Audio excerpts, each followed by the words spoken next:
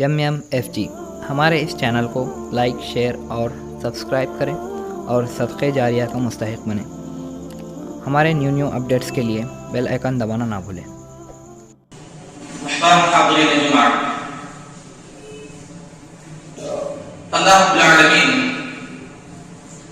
کلام مجید کے اندر فرما رہا ہے ان فی خلق السماوات والارض واختلاف اللیل والنہار لآیات لأولی الالباب۔ بے شک زمین و آسمان کی پیدائش میں اور دن اور رات کے اختلاف میں عقل مند لوگوں کے لیے بڑی نشانیاں ہیں۔ اللہ نے زمین و آسمان کو جو پیدا کیا ہے اس کے اندر اللہ کی قدرت کی، اللہ کی طاقت کی، اللہ کے عظیم اور جلال ہونے کی، اللہ کے موجود ہونے کی، اللہ کے قادر ہونے کی بہت ساری نشانیاں ہیں۔ ظاہر سی بات ہے اتنی بڑی بڑی مخلوقات، سات زمین اور سات آسمان کو اور اس کے اندر مخلوقات کو ایک نظام کے مطابق چلانا، ایک نظام کے مطابق ان کو ان کی پرورش کرنا، کیا اس میں اللہ کے ذات کے لیے، اللہ کے قادر ہونے کے لیے، اللہ کے عظیم المرتبت ہونے کے لیے نشانی نہیں ہے؟ ایک انسان کو اپنے گھر والوں کے لیے دیکھ بھال کرنا، ان کی پرورش کرنا کتنا مشکل ہوتا ہے، یہاں اللہ کی ذات ساتوں آسمانوں کے اندر، ساتوں زمینوں کے اندر، دریاؤں میں، سمندروں میں، پہاڑوں میں، جنگلات میں جتنی مخلوقات ہیں سب کی پرورش کی ذمہ داری رب العالمین کی۔ اس وجہ سے رب العالمین کہا جاتا ہے، ساری دنیا کی پرورش کرنے والا اللہ کے ذات۔ اسی طریقے سے رات اور دن کے اختلاف میں رات کا آنا، دن کا جانا، اس کے اندر بھی اللہ رب العالمین کی قدرت کی بہت بڑی دلیل ہے۔ کوئی دنیا کے اندر کوئی ایسی طاقت ہے، کوئی ایسا بادشاہ گزرا ہے یا آئے گا، کوئی بھی ایسا انسان ہے جو دن کو رات اور رات کو دن میں بدل دے؟ کوئی نہیں کر سکتا۔ یہ اللہ کی ذات ہے، یہ اللہ رب العالمین یہ نظام چلا رہا ہے کہ اللہ رب العالمین رات لاتا، پھر دن لاتا، پھر رات لاتا، پھر دن لاتا۔ ظاہر سی بات ہے اگر اللہ ہمیشہ ہمیشہ کے لیے رات کر دیتا تو کیا کوئی دن لا سکتا تھا؟ یا اللہ رب العالمین ہمیشہ ہمیشہ کے لیے دن ہی کر دیتا تو کیا کوئی رات لا سکتا تھا؟ کوئی اس بات پر قادر نہیں۔ تو اس میں بڑی نشانیاں ہیں عقل مند لوگوں کے لیے۔ یہ اختلاف رات اور دن، اسی طریقے سے اس بات کی دلیل ہے اختلاف موسم، موسم کی تبدیلی، اس کے اندر بھی بڑی نشانیاں ہیں۔ ہمیشہ گرمی نہیں رہتی، ہمیشہ سردی نہیں رہتی، ہمیشہ موسم خزاں اور موسم بہار نہیں رہتا، ہمیشہ بارش نہیں رہتی۔ اس میں اللہ رب العالمین کی قدرت کی بڑی نشانی ہے۔ اللہ چند ایام، چند مہینے سردی کے لاتا ہے، اللہ چند مہینے، چند ایام گرمی کے لاتا ہے، اللہ چند مہینے، چند ایام برسات کے، موسم بہار کے لاتا ہے، وہی چند ایام اللہ رب العالمین موسم خزاں کے لاتا ہے۔ یہ اللہ رب العالمین کی بڑی حکمت ہے اس کے اندر۔ ایک ہی موسم اگر برقرار رہے تو اس دھرتی پر پائی جانے والی جتنی مخلوق ہے وہ مخلوق زندہ نہیں رہ سکتی ہے۔ اس مخلوق کو چاہے وہ جانور ہو، چاہے کیڑے مکوڑے ہو، چاہے انسان ہو، ان کو گرمی کی بھی ضرورت ہے، ان کو سردی کی بھی ضرورت ہے، ان کو بارش کی بھی ضرورت ہے، ان کو موسم خزاں کی بھی ضرورت ہے۔ ہر وہ چیز جو مخلوقات کی ضرورت ہے اللہ نے اس کو باقی رکھا ہے، اور جو چیزیں مخلوقات کی ضرورت کے لیے نہیں ہے اللہ اس کو ختم کر دیتا ہے۔ جو بھی چیزیں انسان کی، مخلوقات کی ضرورت کے لائق نہیں ہے اللہ اس دنیا میں اس کو نہیں باقی رکھے گا۔ یہ اللہ کی سنت ہے، یہ اللہ کی سنت ہے، یہ اللہ کا قانون ہے۔ اگر ہم بھی بے فائدہ ہو جائیں، ہم بھی ہماری ذات سے نہ اپنے آپ کو، نہ گھر والوں کو، نہ انسانیت کو نفع پہنچے تو ہماری ذات بھی اس دھرتی پر موجود نہیں رہے گی، ہم بھی فنا ہو جائیں گے۔ تو جب بھی کوئی مخلوق، کوئی چیز کسی کے لیے نفع بخش ہوگی، کسی کی ضرورت میں کام آئے گی، وہی چیز اس دنیا کے اندر باقی رہے گی، اور جو چیز کسی کے لیے نفع بخش نہیں ہے، کسی کی ضرورت میں کام نہیں آتی ہے، وہ چیز دنیا کے اندر باقی نہیں رہ سکتی، اللہ اس کو ختم کر دے گا۔ یہ جو موسم ہے، یہ موسم کی جو تبدیلی ہے، اس میں بھی اللہ کی حکمت ہے، یہ بھی انسانوں کی ضرورت ہے، یہ بھی مخلوقات کے لیے ایک بہترین اور اہم ضرورت ہے. اسی وجہ سے اللہ رب العالمین موسموں کو بدلتا رہتا ہے. اسی وجہ سے ماہرین لکھتے ہیں کہ موسموں کی 4 قسمیں، زمانے کی 4 قسمیں. ایک موسم گرما جسے ہم لوگ ابھی گزرے، یہ موسم سرما، یہ ٹھنڈی کے ایام، سردی کے ایام، اسی طرح بارش کے ایام، بارش کا موسم، اور ایک پتجھڑ جس میں سارے درختوں سے دیکھنے آپ پتیاں جھڑ جاتی ہیں، موسم خزاں جس کو کہتے ہیں، موسم خزاں. تو یہ اللہ رب العالمین کی اس کے اندر بڑی حکمت ہے. اور ایام شتاء، ٹھنڈی کے اور سردی کے جو ایام ہے، یہ ایام غنیمت کے ایام ہیں. یہ ایام مومنین کے لیے اللہ سے قربت کے ایام ہیں. یہ ایام اللہ کو خوش کرنے والے ایام ہیں. یہ ایام اللہ کی عبادت والے اور روزہ رکھنے والے ایام ہیں. یہ ٹھنڈی کا مہینہ جہاں بظاہر مصیبتیں لے کر آتا ہے، پریشانیاں ہمارے لیے لے کر آتا ہے بظاہر، لیکن وہی پر بہت سارے خیرات، بہت سارے اچھی چیزیں اور بہت ساری ایسی چیزیں جو ہمارے فائدے کی ہیں، وہ چیز بھی لے کر آتا ہے. اسی وجہ سے ساتھ صالحین کہا کرتے تھے ایام الغنیمت ایام الشتاء، یہ سردی کے، جاڑے کے، ٹھنڈی کے جو ایام ہیں، یہ غنیمت کے ایام ہیں. یہ بڑے نفع بخش ایام ہیں، یہ بڑے مفید ایام ہیں. جیسا کہ میں آگے انشاءاللہ آپ کے سامنے بیان کروں گا. آپ کو بتلاؤں، قرآن کے اندر اگر آپ دیکھیں، قرآن کے اندر لفظ شتاء صرف ایک مرتبہ ہے.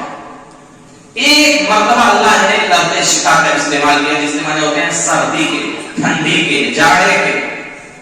آپ سب کو آیت یاد بھی ہوگی، إِلَىٰ قُرَيْشٍ إِلَٰهِهِمْ رِحْلَةَ الشِّتَاءِ، رِحْلَةَ الشِّتَاء.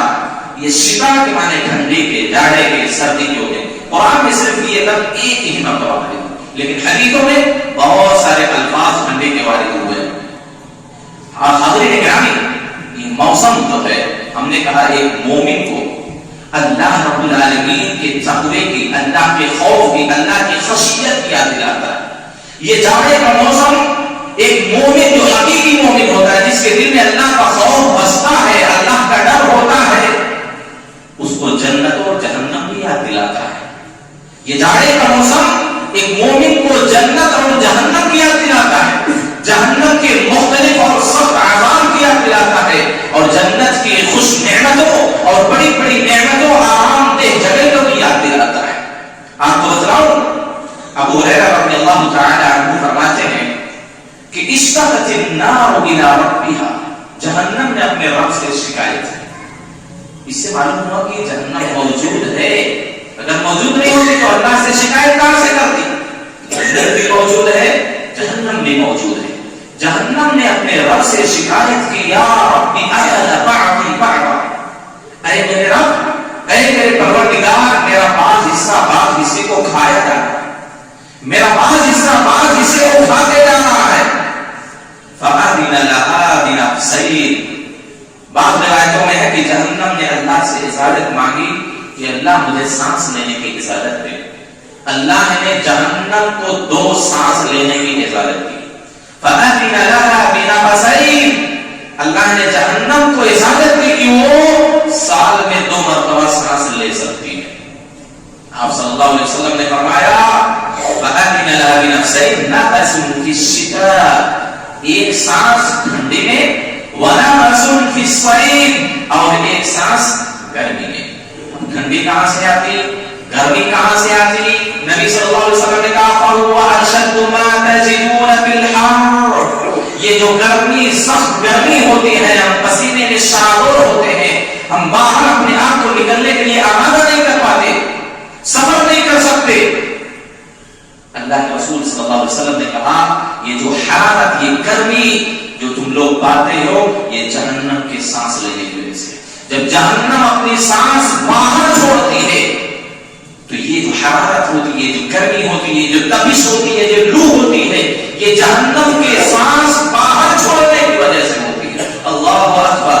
ذرا سوچیے جہنم ایک مرتبہ سانس باہر چھوڑ دیتی ہے تو پوری دنیا میں گرمی ہو جاتی ہے، پوری دنیا میں حرارت تپش لو ہو جاتی ہے، انسان فین کے اندر اور اے سی کے اندر بھی سکون اور اطمینان سے نہیں بیٹھ سکتا ہے۔ بعض علاقے اتنے گرم ہوتے ہیں جیسے عرب ممالک کو دیکھ لیجیے، اے سی بھی کام نہیں کرتی وہاں۔ یہ جہنم سانس جب باہر چھوڑتی ہے، یہ جو گرمی، یہ پسینہ، یہ حرارت، یہ جہنم کی وجہ سے ہوتی ہے۔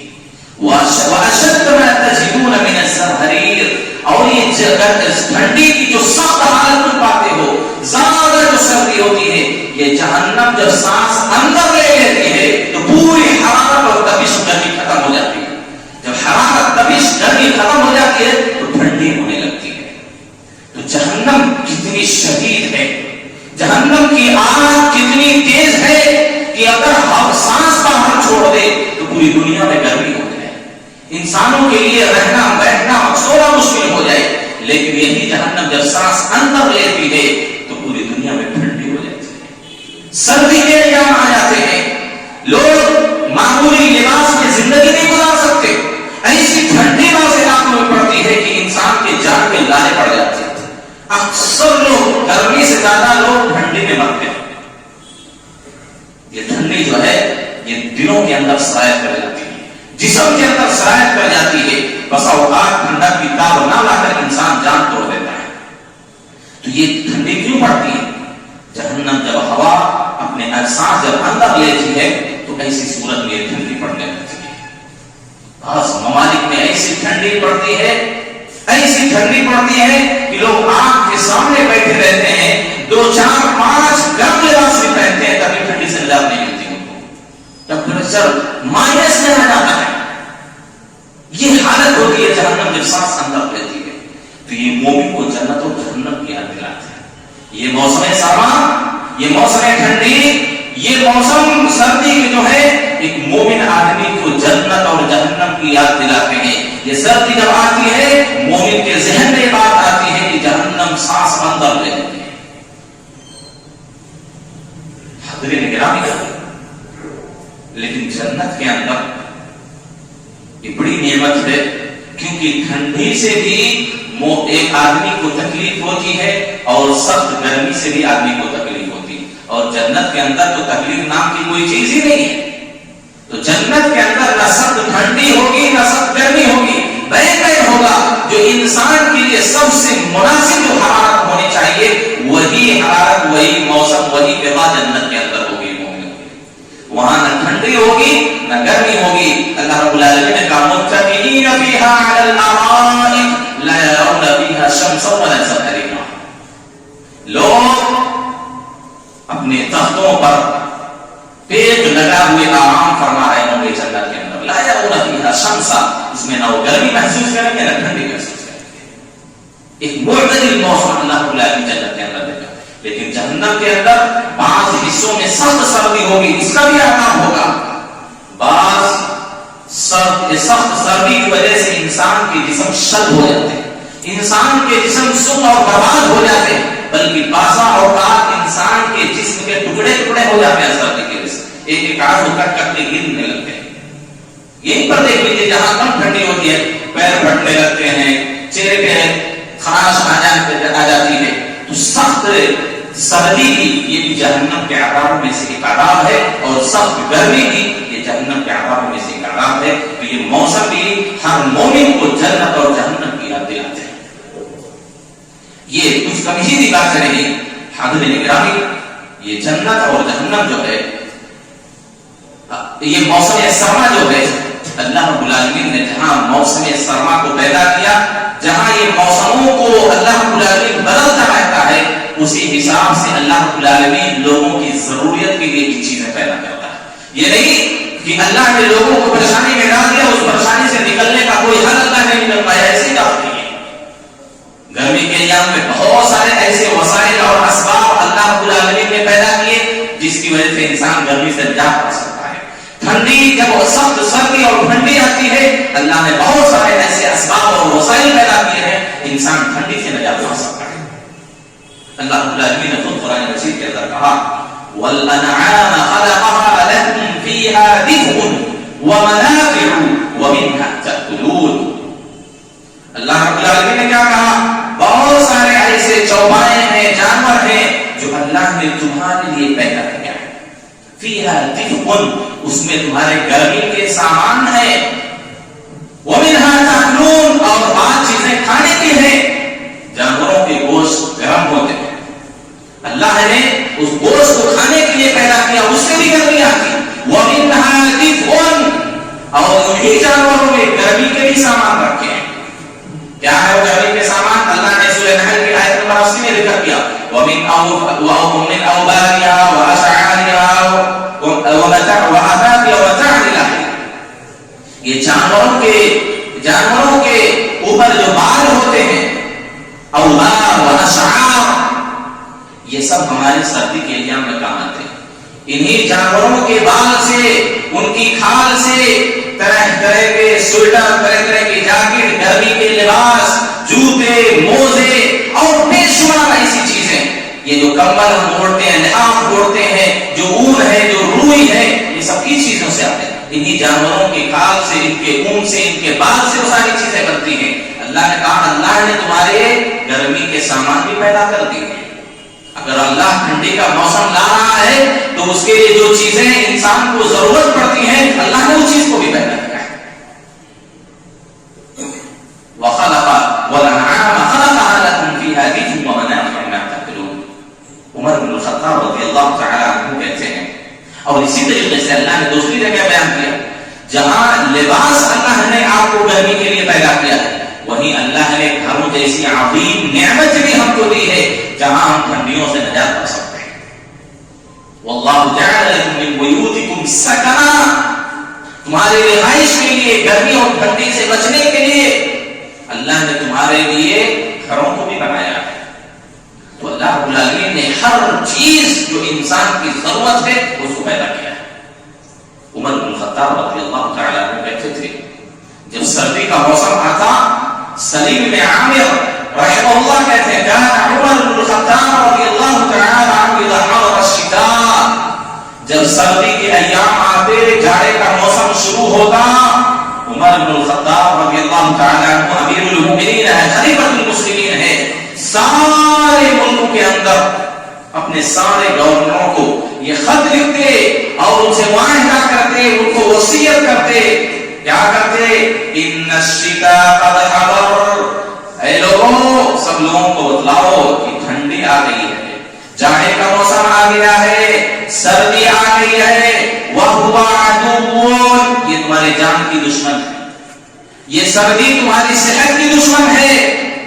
اب دیکھیے ذرا انسان لاپرواہی کرتا ہے، سردی، زکام، کھانسی، بخار اور طرح طرح کی بیماریوں میں انسان مبتلا ہو جاتا ہے. جلدی بیماریوں میں بھی آدمی مبتلا ہو جاتا ہے ٹھنڈے کے ایام میں، سردی کے لیے. اس میں لاپرواہی نہیں کرنا. اگر ہم جان بوجھ کے لاپرواہی کر رہے ہیں، ہمارے پاس استطاعت ہے کہ ہم گرمی کے کپڑے خرید کر اس کو پہن سکتے ہیں، ہم جوتے موزے کا اہتمام کر سکتے ہیں، ہم گرم کپڑوں کا اہتمام کر سکتے ہیں، گرم بستروں کا اہتمام کر سکتے ہیں، تو ہمارے لیے ضروری ہے کہ ہم کریں، کیونکہ رب العالمین نے وہ ساری نعمتیں پیدا کی.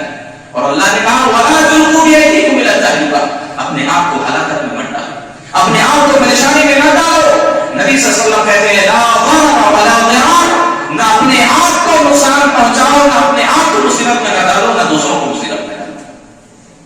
یہ مت سوچے کوئی کہ یہ بھی ظاہرانہ کوئی طریقہ ہے، یہ بھی زہد ہے، یہ بھی ایک طرح کی قناعت پسندی ہے، یہ تواضع ہے. نہیں، یہ تواضع نہیں، یہ قناعت پسندی نہیں، یہ زہد نہیں ہے، یہ زاہدانہ طریقہ نہیں ہے کہ آدمی مستطیع ہونے کے باوجود بھی ٹھنڈک اس کو لگ رہی ہے، اس کی ذات کو، اس کی جسم کو نقصان پہنچ رہا ہے، لیکن پھر بھی گرم لباس کا، جوتے، چپل وغیرہ کا، موزے وغیرہ کا اہتمام نہیں کرتا. یہ اپنے آپ کو ہلاکت میں ڈالنا ہے. اللہ نے اسے منع کیا ہے، اللہ نے اس سے منع کیا ہے. اگر مستطیع ہے تو ان ساری چیزوں کو استعمال میں لائے. عمر بن الخطاب رضی اللہ تعالیٰ عنہ کہتے ہیں، اے لوگوں، سارے وزیروں کو، گورنروں کو آپ یہ لیٹر لکھتے، وصیت کرتے اور تاکید کرتے تھے سب سے. کہتے تھے کہ سنو، ٹھنڈی کے ایام آ چکے ہیں، وَهُوَ عَدُوٌّ، اور یہ ٹھنڈی تمہارے لیے دشمن ہے. تمہاری صحت کے لیے، تمہارے جسم کے لیے، تمہاری روزی روٹی کے لیے یہ نقصان دہ ہے، دشمن ہے. فَتَأَهَّبُوا لَهُ أُهْبَةً مِنَ الصُّوفِ وَالْخِفَافِ وَالْجَوَارِ. لوگوں اس ٹھنڈی کے ایام کے لیے، اس سردی کے لیے اون کے لباس، جوتے، موزے، یہ ساری چیزوں کی تیاری کرو، ان ساری چیزوں کو استعمال میں لاؤ. آپ کہتے تھے وَاتَّخَذُوا الصُّوفَ شِعَارًا وَلِبَاسًا، اون کے لباس کو اپنا اندرونی بھی لباس بناؤ اور باہری بھی لباس بناؤ. شعار کہتے ہیں وہ کپڑا جو جسم سے لگ کر رہتا ہے، جیسے ہم لوگ بنیان پہنتے ہیں نیچے. تو عمر بن الخطاب رضی اللہ تعالیٰ عنہ نے کہا کہ ٹھنڈی سے بچنے کے لیے اون کا لباس اندر بھی پہنو، باہر بھی پہنو. کیا شریعت ہے یہ؟ دنیا کے کسی بھی مذہب میں ساری باتیں ملتی ہیں کیا؟ اللہ اللہ، اسلام کیا عظیم نعمت ہے. کون سا ایسا زندگی کا گوشہ ہے کہ شریعت نے اس کی طرف ہماری رہنمائی کی؟ اگرچہ وہ دنیا ہی سے متعلق کیوں نہ، کون سا مذہب اس بات کی تاکید کرتا ہے؟ بتائیے ذرا، کون سا مذہب اور مسلک ہے جو ان ساری چیزوں کی طرف ہماری توجہ دلاتا ہے؟ یہ اسلام. اسلام کے ساتھ دنیا میں کوئی مذہب ایسا نہیں. عمر بن الخطاب رضی اللہ تعالیٰ عنہ کہتے تھے اون کا لباس ظاہری بھی پہنو، یعنی کپڑے کے اندر بھی پہنو اور کپڑے کے اوپر بھی پہنو. اور آپ کہتے تھے فإن البرد عدو سریع دخوله، کیونکہ یہ سردی یہ دشمن ہے. سریع دخوله، بہت جلد جسم کے اندر داخل ہو جاتی ہے، بہت جلد جسم کے اندر سرایت کر جاتی ہے، بہت جلد سردی لوگوں کے جسم پر اٹیک کرتی ہے. آپ نے کہا بعید خروجہ، اور بڑی مشکل سے جسم کے اندر اگر سردی لاحق ہو گئی، جسم میں سردی پہنچ گئی تو بڑی مشکل سے سردی نکلتی ہے. کتنے لوگوں کی تو جان ایسی ہی چلی جاتی ہے. آپ نیوز میں، اخبارات میں پڑھتے اور سنتے ہوں گے جہاں سخت سردیاں پڑتی ہیں کتنے بے شمار لوگ ان ٹھنڈی کے ایام میں ٹھنڈ لگنے کی وجہ سے دنیا سے رخصت ہو جاتے ہیں. عمر بن الخطاب کہتے ہیں یہ تمہاری دشمن ہے، بہت جلد جسم کے اندر سرایت کرتی ہے اور بڑی مشکل سے جسم سے نکلتی ہے. ان ساری چیزوں کا مطلب کیا ہوا؟ یہ ہم نے جو قرآن کی آیت ہے عمر بن الخطاب کا اثر جو پیش کیا، اس کا مطلب یہ ہے ہمیں لاپرواہی نہیں کرنی چاہیے. ٹھنڈی کے موسم میں، جاڑے کے موسم میں ہمیں غفلت سے نہیں کام لینا چاہیے. یہ غفلت، یہ لاپرواہی ہماری جان بھی لے سکتی ہے. یہ غفلت، یہ لاپرواہی ہماری صحت کو بھی خراب کر سکتی ہے. یہ غفلت، یہ اور لاپرواہی جہاں ہمارا مال ضائع ہوگا وہاں ہمارا وقت بھی ضائع ہوگا، ہماری زندگی کے ٹائم ٹیبل میں تبدیلی ہو جائے گی. انسان اگر ٹھنڈی کا شکار ہو جائے ہر طرح کی غذا نہیں کھا سکتا، ہر طرح جیسے وہ چاہتا ہے وہ زندگی نہیں گزار سکتا. لہذا ان ایام میں اپنے آپ کو ہلاکت سے بچائیں. ان ایام میں اپنی ذات کو تکلیف دینے سے، نقصان پہنچانے سے اپنے آپ کو بچانا یہ واجب ہے. یہ فرض ہے. اگر کوئی انسان کی ذات کو ٹھنڈی سے نقصان ہو رہا ہے، سردی سے اس کی صحت کو نقصان پہنچ رہا ہے، شریعت اس بات کو اس کو تاکید کرتی ہے کہ اگر اللہ نے اس کو اتنا مستطیع بنایا ہے کہ وہ گرم کپڑا، جوتے، موزے کا اہتمام کر سکتا ہے تو اس کو بہت ضروری ہے کہ وہ کرے. وَلَا تَقْتُلُوا أَنفُسَكُمْ إِنَّ اللَّهَ كَانَ بِكُمْ رَحِيمًا. اپنے آپ کو قتل نہ کرو، اپنے آپ کو ہلاکت میں نہ ڈالو. اللہ تو تمہارے اوپر بڑا رحیم ہے، بڑا مہربان ہے. تم بھی اپنی ذات پر مہربانی کرو، تم بھی اپنے نفس پر رحم کرو. یہ کوئی زاہدانہ طریقہ نہیں ہے جو صوفیہ لوگ کرتے ہیں. بعض لوگ وہ سمجھتے ہیں یہ تواضع ہے، یہ خاکساری ہے، یہ زہد ہے، یہ قناعت ہے. نہیں، یہ گناہ ہے. شریعت ہماری اس طرف کی رہنمائی کرتی ہے. میرے بھائیوں، اسی طریقے سے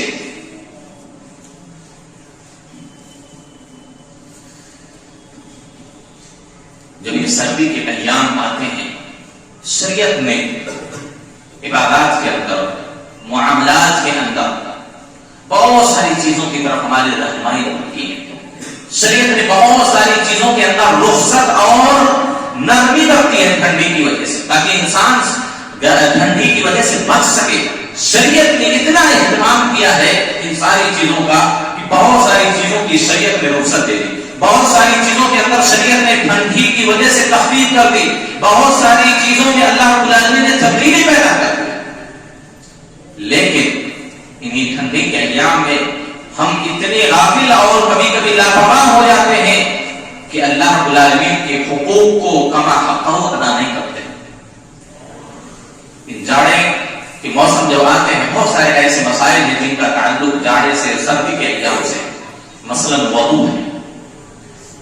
ٹھنڈی کے ایام میں سخت سردی کے موسم میں انسان کو پانی استعمال کرنے میں ظاہر سی بات ہے پریشانی لاحق ہوتی ہے, تکلیف ہوتی ہے. خاص طور پر فجر کے وقت اٹھ کر وضو بنانا, غسل کرنا, پھر مسجد آنا, یہ بڑی مشقت کا کام ہے, تکلیف کا کام ہے.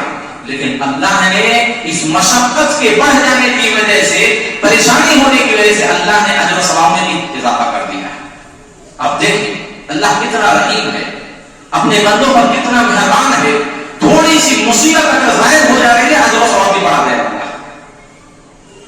حدیث کے اندر آتا ہے اگر کوئی سردی کے ایام میں مکمل سنت کے مطابق وضو کرتا ہے, اللہ کے رسول اس کی فضیلت بیان کر رہے ہیں.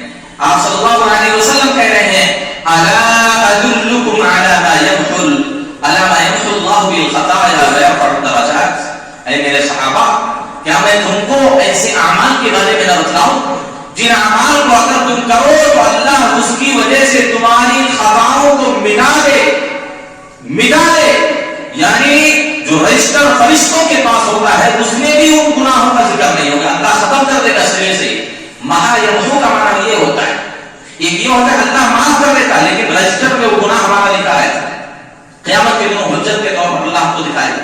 لیکن اللہ رب العالمین, اللہ کے رسول نے جو ہے اللہ نے استعمال کیا ہے, کیا میں ایسے عمل کے بارے میں نہ بتلاؤں جس کی کرنے کی وجہ سے اللہ تمہارے گناہوں کو تو معاف کرے گا ہی, اس کے ساتھ ساتھ رجسٹر سے بھی مٹا دے گا, ختم کر دے گا. گویا کہ تم نے وہ گناہ کیا ہی نہیں ہے.